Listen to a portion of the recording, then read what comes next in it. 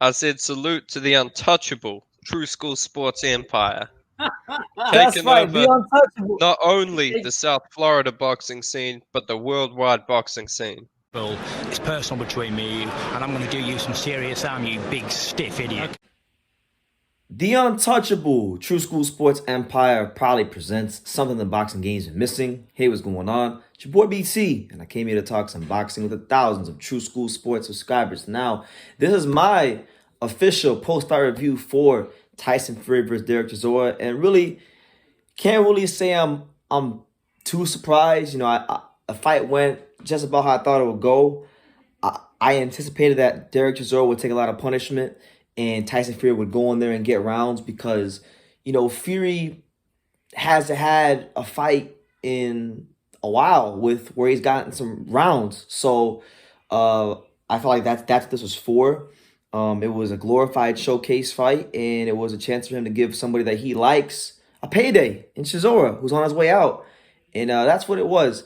I give Chisora all the credit in the world. You know, he lasted till the 10th round before he got stopped. But at this point, look, Chisora has been through enough wars. He's taken enough punishment. He's sustained enough beatings. I think it's time for Derek Chisora to gracefully hang them up, honestly. You know, he's got nothing to be ashamed of. He gave people fights for a lot of entertaining fights for years. But, you know, what else is there for them to do in the sport? Nothing really. And he's not going to win a heavyweight title if he hasn't done it already. So shout out to him. But, you know, overall, look, I think it's good for Fury. He gets the rounds. He'll be match fit going into whichever fight he chooses next. Now, he did say in the post-fight interview that I believe it was his right arm. He said he has an injury in his right elbow and in his right. He's got two injuries on his right arm, so that's going to require some surgery. We'll see how long that keeps him off the ring. But after the fight, the real story of this fight wasn't so much the fight itself, because the fight itself wasn't really much there. You know, we knew Fury was going to win, and he looked sensational and looked pretty good in the fight. But the real story was Tyson Fury being Tyson Fury. The same guy who said he ain't interested in Oleksandr Usyk. What does he do when he wins a fight and he's on cloud nine? He says that Usyk is a bitch. Usyk, get your ass over here. And he calls him out, and he makes his intentions known that at least at that moment in time, he wants to fight Usyk. Now, in the midst of calling out Usyk, Joe Joyce, who was also there sitting next to Usyk, jumps into this whole fiasco, and he calls out Fury. And then Fury pretty much says, well, if we can't get the Usyk fight done, then me and you could have it, Mr. Joe Joyce. So I don't know if I believe him when it comes to Joe Joyce, because I don't think Usyk wants to fight Joe Joyce, and I don't think Fury wants to fight Joe Joyce, quite honestly, because that's a tough matchup for anybody in the heavyweight division, dealing with somebody so tall, so big, so wide, so powerful, someone that's just improving fight by fight and looks more dangerous and more like the British George Foreman on a fight by fight basis. But Fury right now is saying that he wants to fight him, so for documentation of her purposes, let's believe him for now. But when the time comes, I just don't think that fight's gonna happen. I think it's either Usyk or bust for Fury. You know, Tyson Fury, I think he's done pretty much completed the game of boxing so far. Give the fans what they want and make this Usyk fight happen, because truth be told, Tyson Fury is a great big man, but Usyk's an exceptional little man. And if there was ever a fight or a fighter who was going to go out there and defy the old notion of a good man beats a good little man, a good big man beats a good little man, it will be Oleksandr Usyk. You know what I'm saying? But all in all, good fight. You know, I thought tonight Fury looked good. I mean, he kind of displayed all the things that have already made him, you know, one of the top guys in the sport. You know, from the double jab to the double feint to the double jab right hand to a whole steady diet of uppercuts he kept landing, because Chisora kept ducking his head down below. So when he ducked his head down below, whether it was the right uppercut or the left uppercut, it was Christmas come home early for Tyson Fury. And, you know, you look at Fury's record. Fury, that was his fourth straight knockout win. I said it a long time ago that I don't think Tyson Fury will ever lose a fight with Sugar Hill Stewart in his corner. And so far, he's been as consistent as consistent can be. 4 straight stoppage victories, just putting him down and putting him out for Tyson Fury. So shout out to Sugar Hill Stewart, who for a lot of years didn't get his due as a trainer, but he's definitely getting it now with how he's been able to tweak Tyson Fury's style and made him fight the way God made him to fight at 6'9", 260 plus pounds. Just a straight beast. You know what I'm saying? So not the most exciting fight of his career, but we do get some theatrics. We do get Usyk in his face. You can tell Usyk doesn't really care for none of that stuff. He kind of wants to just fight. Joe Joyce made his presence known, so we will see what happens with that moving forward. You know what I'm saying?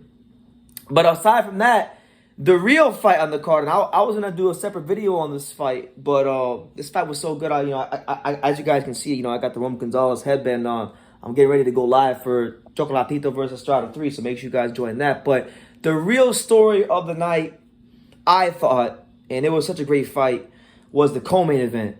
And that was none other than Daniel Dynamite Dubois himself, fresh off of his win in the fight for freedom and peace for the Ukraine against Jared Bryan this past June here in South Florida. He was taking on the number 13th ranked contender, Kevin Larena. Now, Kevin Larena isn't a very well-known, he wasn't a very well-known heavyweight to many people coming into this fight. Even me, I know of him, but I've never really seen too much of him. But I heard good things about him. I heard BT don't sleep on this guy. I heard BT, this guy is coming to fight. He's coming to bring the pain. And Dubois doesn't have to be on his P's and Q's, right? So Kevin Larena, first round, he makes his presence very known. Drops Dubois not once, not twice, but 3 times. Drops Daniel Dubois. And I'm sitting here thinking to myself, oh my God, it's about to be Dubois exposed by Larena. But it wasn't. Larena made the cardinal sin in round 2 of taking his foot off the gas. Dubois composed himself, kept his head on the swivel, started working behind that nice, educated jab, started bouncing on his toes, and got himself back into the fight there in round 2. And in round 3, Daniel Dubois summoned something from inside of himself from a deep, dark, uncomfortable place, and he landed a big straight right hand down the middle, bang, put Kevin Larena right on his ass. Then Larena gets up. Dubois continues to press him in round 3. Dubois lands, a series, a barrage, a whole, litany of punches to the body. Lands uppercut that snaps his head all the way back like this. And then ultimately drops him again towards the latter stages of round 3, and the referee waves it off. So obviously there's some things that Dubois has to work on because he got dropped 3 times. But I actually thought it was a great test for Dubois, and he passed it because what do we always hear about Daniel Dubois? We always hear that Daniel Dubois, he quit against Joe Joyce. Daniel Dubois, he doesn't have the minerals to get over the hump in a tough heavyweight fight. Well, he had a very tough, determined, hungry, top 15 contender in the division, an undefeated fighter, Larena, who had never lost, who dropped him 3 times. And he showed the gumption, the resolve to compose himself and deliver the critical knockout shots when those questions were asked of him. So, listen, you never know as a fighter how you're going to respond when you get thrown into a place, maybe in a place where you've been uncomfortable before. But I thought Dubois had done a great job of showing himself, showing some grit, showing some determination, and what a win for him now. Now he's got wins against Jared Bryan, Kevin Larena, and I do think he is. There are some good fights out there for Dubois in the heavyweight division. Obviously, I'd like to see him fight Dillian White next, someone like that. Maybe Anthony Joshua, if Anthony Joshua can't get a fight. But well done on him, and well done on his coach, Shane McGuigan. McGuigan, he's about 4 fights unbeaten now under Shane McGuigan. He's looking better and better every fight. Obviously, I think he keeps his head on that center line too much, so they got to make some technical adjustments there because I think a better, bigger heavyweight will finish the job on him. But still, you give him his credit because this is a guy that we've heard many people, many critics question his toughness, his resolve, his ability to bite down on his gum shield and to get going when the going gets tough. And he showed in this fight today that he could do that. And as far as Kevin Larena, I didn't know a lot about him. Yeah, he lost and he made some mistakes in the fight that cost him. But man, I want to see him fight again. I want to see Kevin Larena against like an Otto Wallin or Kevin Larena versus Dillian White. you know, Kevin Larena versus Chisora if Chisora still wants to fight. You know, I think there's good fights out there for Kevin Larena, and I don't think that he should let this fight get him down.